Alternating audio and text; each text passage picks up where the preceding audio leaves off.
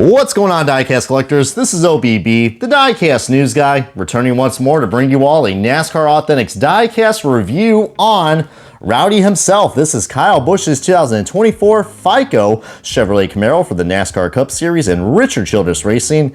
And I know I gotta probably check my FICO score when we get on to the unboxing of this car, but this is pretty nice as this is part of the NASCAR Authentics 2024 Wave 9 lineup that you can find at your Walmarts, Targets, and many other. But yeah, such a pretty cool looking car, and I know we're going to be talking about this car with Kyle Busch when we get on to the review, but there's the rest of the cars if you guys want to see that. And yeah, let's start the unboxing and the official Diecast review of Kyle Busch's 2024 FICO car. And alrighty folks, we got this Diecast out of its box, and hopefully this Diecast is going to make you scream FICO, or FICO, or whatever you want to call this, but I'm assuming that's how you pronunciate it, FICO. But one thing that's probably going to get me on my nerves right now is that judging by the looks of it, it looks like this FICO logo is a little not really centered. I mean, we got the myfico.com right here on the hood with the nice little fish gills, as I like to call these, but these are the hood levers. But gotta have some fun names when you're doing these Diecast reviews. But yeah, a very unique paint scheme that Kyle Busch has had, even though it seems like the decals are just a slightly sideways, but luckily we don't have a crooked Chevrolet Camaro nose like we did on that Carson Hocevar car. And if you guys have no idea what I'm talking about, watch at your own discretion, because good God almighty, that thing looks like it belongs in the junkyard. But this is a really cool diecast that we got with the brand new GL mold from Lionel Racing. It's basically like a lighter, more cheaper alternative to the EL version, which don't worry, we will be doing a side-by-side comparison of this car pretty soon, as I'm showing you guys a nice little 360 view of this. As you know, I always like to go from right to left, or right to left, or did I just say that twice? Well, probably I did, because hey, Kyle Busch, I think he only drove this for like a few races, but this car is pretty well known for one thing, and if there's one thing that Kyle Busch has done in the NASCAR Cup Series is driving backwards. So if you guys remember, when the caution came out and he spun out, he drove this thing backwards like that, as I know that was a pretty horrible reenactment. Quick, it's a Fox camera, so we gotta have the nice close-up shots, right? Good God. I had to make fun of that though. But what's really cool about this, like, sure, it may look like a very basic and boring car, but if you really put this thing up to the light, you can kind of see a little bit like a gradient or like some sort of like shadowing effect going on. It almost looks like this car has like a texture to it, which is pretty nice. I mean, I think a lot of people would be like, oh, that's not on the Gold Series car, but I think it is. But even though these decals, are very delicate and, they don't take much pressure for them to get off, as you guys can see. I mean, it looks like that is part of what the spoiler came off right there. Good God. Yeah, look at that. They had a little too much white paint right there where that shark fin is. Good God almighty.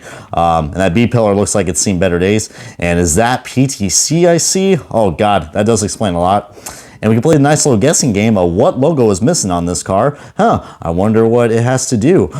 Could it be alcohol? Could it be, tobacco, the wacky tobacco, or, the green stuff? But yeah, a very unique car, even though it does look like it has some quality issues. But, I do like the low profile tires. Sure, we don't have the gunmetal rims and, the white interiors, no window banners or, window detail. But I guess that's the caveat you got to pay for $5. But having stuff like that and having stuff like this, like, come on guys, we could get a little bit better. I know I could probably stop collecting these, but hey, for $5, and I've shown you guys the Winter Circle diecast before, those were a lot more better quality back in the day compared to this. I think just goes to show you that Winter Circles is doing a better job, because holy crap, I think someone just shot the 8 logo. Good God, and there's also a paint chip here too. God almighty, my God, this car just does not look good. And another big paint chip right there. God, I guess someone just got very hungry in the factory making this diecast and just said, oh, all right, I wonder if I could bite this diecast and it'll improve my FICO score. But hey, I'm hoping you guys probably got a better version or a better quality version of this, because right now we're not looking at a good track record of somehow these Kyle Busch diecasts are looking. But hey, we have seen a lot worse. Like this, that's why I'm probably not freaking out as much, because I don't know, maybe like the quality's not getting to me anymore. Who am I kidding? This is crap. But we've seen the blurry decals before, and we've seen them on the PTC mold with the wrong colors. So if this is what we're gonna have, it's not the end of the world. I wish it was better. These delicate decals are really starting to get to me. Oh yeah, judging by this angle, yeah, let's do a nice little camera view of this. You can definitely tell the logos. Like if you were to do like a Fox camera right here, hey, I bet you never see this on a diecast review before. The logos do look a little off there. I know it seems like I'm nitpicking, but hey, you know, that's I don't know, that's my little shtick that we got going on here. But yeah, you know, comment below which Kyle Busch car has been your favorite. Personally, I would have liked if we got the Morgan & Morgan car that we got from a few years ago. I think that would have been a really nice one. But anyways, I think it's only appropriate to me now to showcase the side-by-side comparison of another Rowdy Busch car, and it is his net spend car, because heck, both of these have to do with the words money. So, you know, net spend, FICO. Don't worry, I probably was gonna, you know, bring out his global industrial car, but you know, I got my advent calendar actually, you know, in the boxes right now, because I'm in the process of actually getting done moving. So could have been a better die cast to compare, but for now, I mean, white and blue. This is another white and blue car, you know. So, and if you guys actually want me to showcase the die cast review of this, I already did it, and I'll click that link on the top right side, as I think I am having a hard time trying to say what else I want to do in this review, because yeah, that GL quality is not looking too good as I thought.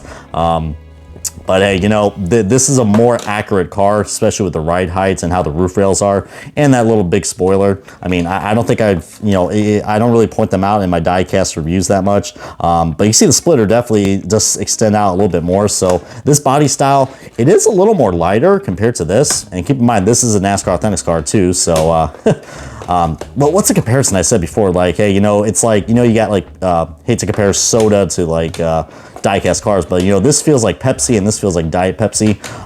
I know that seems like a weird thing to say, but that's what it feels like. These things are pretty light, these GL cars. I don't know, maybe I'm crazy. Maybe all those quality control issues are finally getting to your boy. But hey, nothing new on this channel though, right? But yeah, you know, comment below if you guys have been liking the GL cars, or you guys still think that Lionel should just stick to the EL cars, because heck, it doesn't matter. It seems like what happens, there's always going to be some sort of quality issues.